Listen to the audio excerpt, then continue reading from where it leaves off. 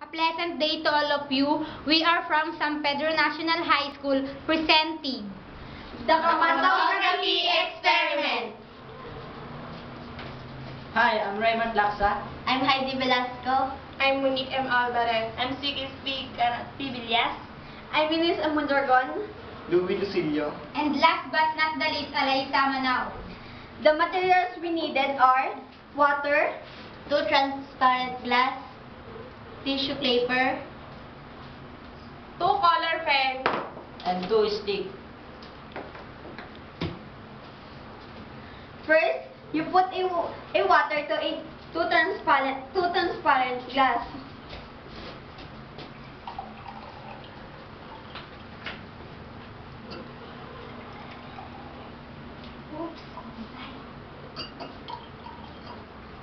Get a tissue paper and fold it into 2.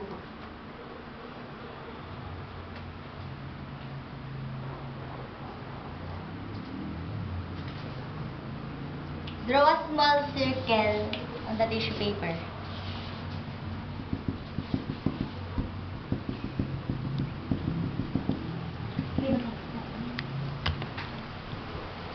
Hang the tissue paper on a stick.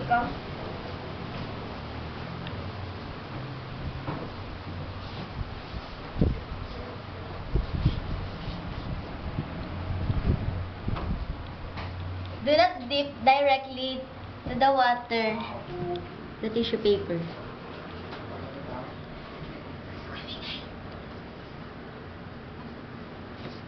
And wait for a few seconds.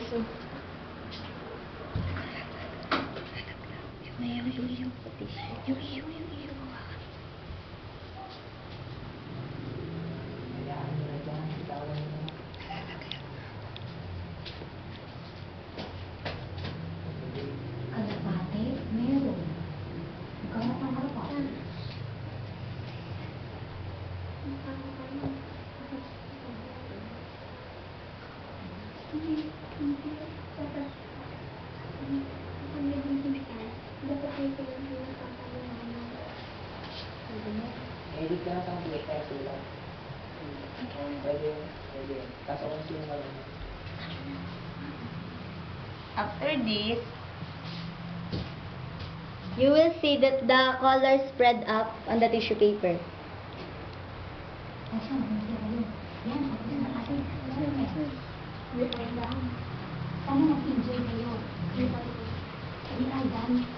Hope you enjoy watching.